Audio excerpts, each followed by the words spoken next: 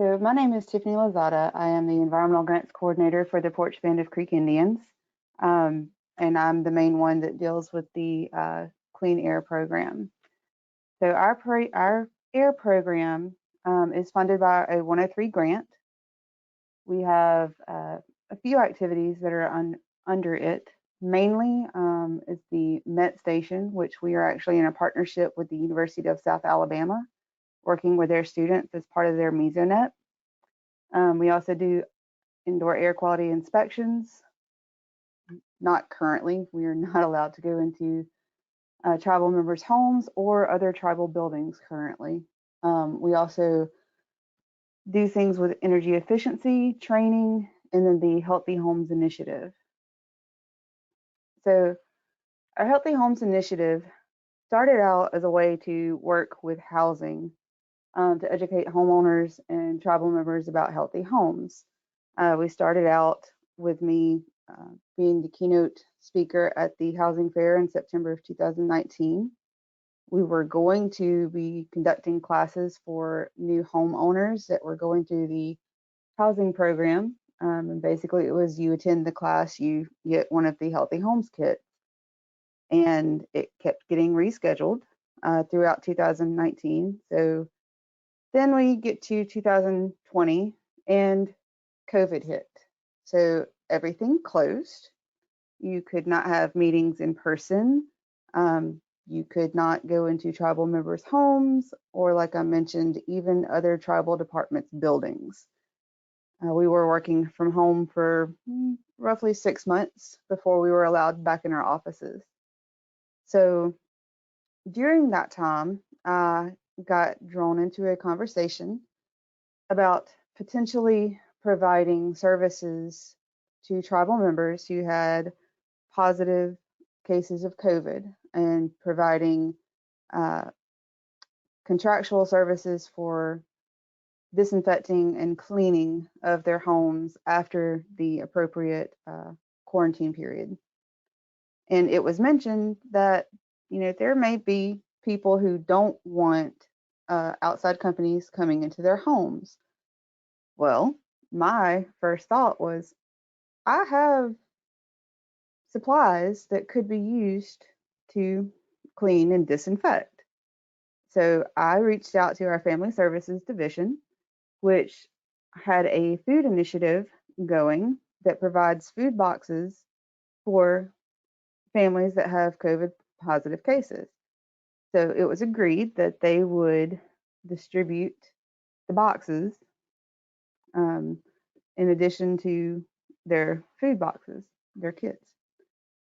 So we scheduled a phone call with staff from my region, Region 4, with Aaron and Jillian from Tribal Healthy Homes Network and Region 10. I believe Eileen was also involved in that call.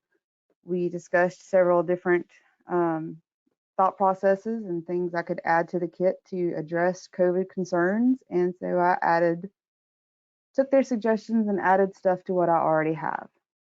So what's in the kit? What are we addressing? So environmentally friendly cleaning or green cleaning. I chose mostly to stick with 7th generation products, which are actually listed on the EPA list for being approved disinfectants for COVID. We're also talking about energy efficiency with the LED light bulbs and LED night light. Because we're in the South, we have a lot of moisture, so we chose to address reducing moisture and mold prevention through using bamboo charcoal bags and also providing more information. We're also talking about integrated pest management, or IPM. We have a bioinsecticide, which is a plant-based pesticide. It's the orange guard here. We also have a program that's anti-litter and recycling. So we have a bag called a hang around tote. The packaging that we use, we try to use has partially recycled content, and we also provide information on all that. So here's just a few pictures. This is actually the front of the kit. I made the great mistake of trying to put that on initially using spray glue. Don't try it. It gets everywhere, sticks to everything. It's just not fun. I found stickers that I could print and then stick on the boxes, which works so much better. This is actually the inside of the box where everything is in. I'll tell you in a minute about the burlap bag, but basically the burlap bag contains all of the cleaning supplies, and we chose to do that to emphasize those specifically because of COVID. That's the hang around tote. I love this bag. I use it every single day. So basically, it's a wastebasket for your car you can hang over your gear shift.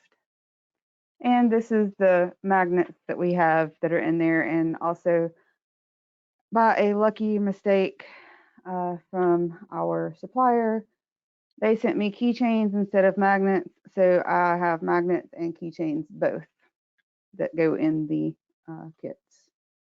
And that's actually the first 10 kits that were assembled.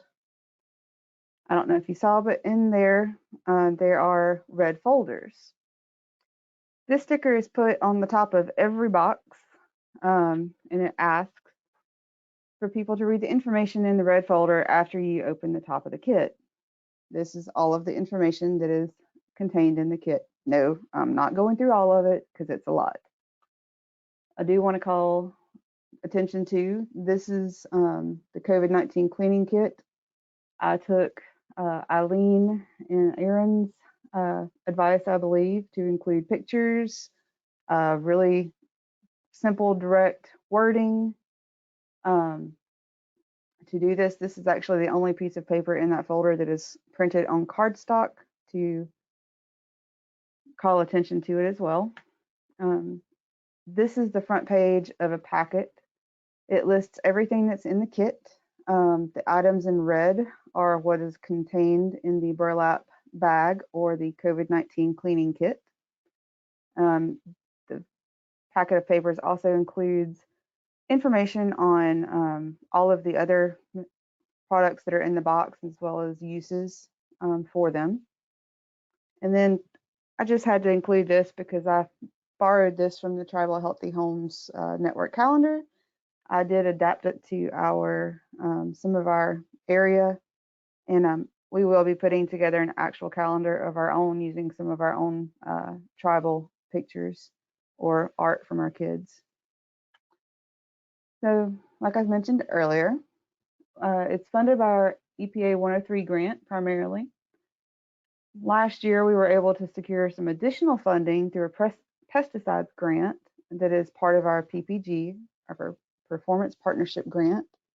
The pesticides grant specifically pays for the integrated pest management materials that are in the kits. We also have tribal government funding available should we choose to use it.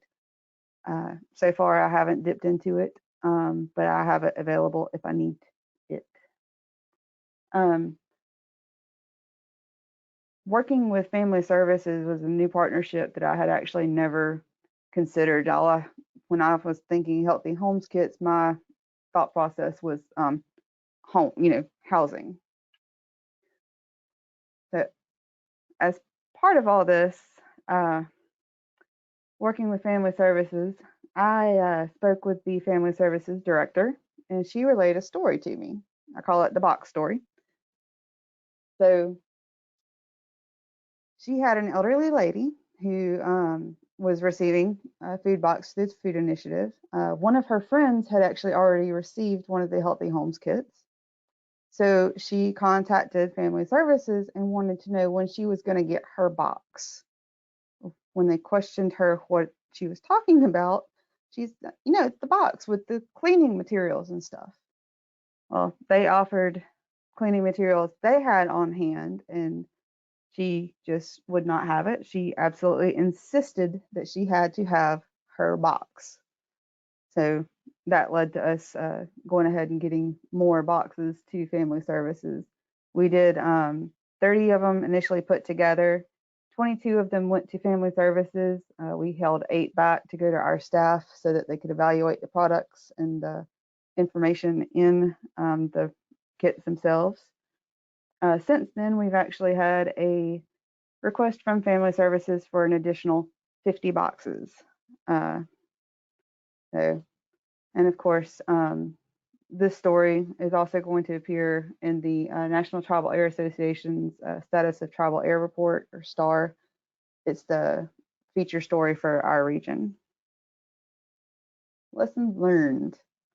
Have a good solid plan for distribution, and then have another plan, because it's not going to work the way you think it will. And I mentioned looking for other partnerships other than the obvious. If I had not had a situation come up, I would never have thought of partnering with family services. And so far, that has been the best decision we have made.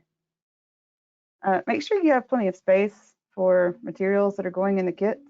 Um, my office has turned into a storage area, and I don't have room for anything other than my desk, those materials, and me to get out of the office. Also, you need a plan for when you're getting low on supplies. We have had a really hard time getting supplies in the quantities that we need. And there's also been shipping problems where materials have showed up and they've been damaged or they just got lost. So it's a problem. We're also in the future going to be changing up or reducing the kit contents. Or if we find something that maybe work better than what's already in there. Um, the Orange Guard biopesticide that I mentioned earlier is fairly expensive, and I can't get it in bulk quantities any longer. So I have already found one that will replace it and is about half of the cost, which means I can add uh, other stuff to it as well. So, and that's my contact info. I think that will do it, Erin. Excellent.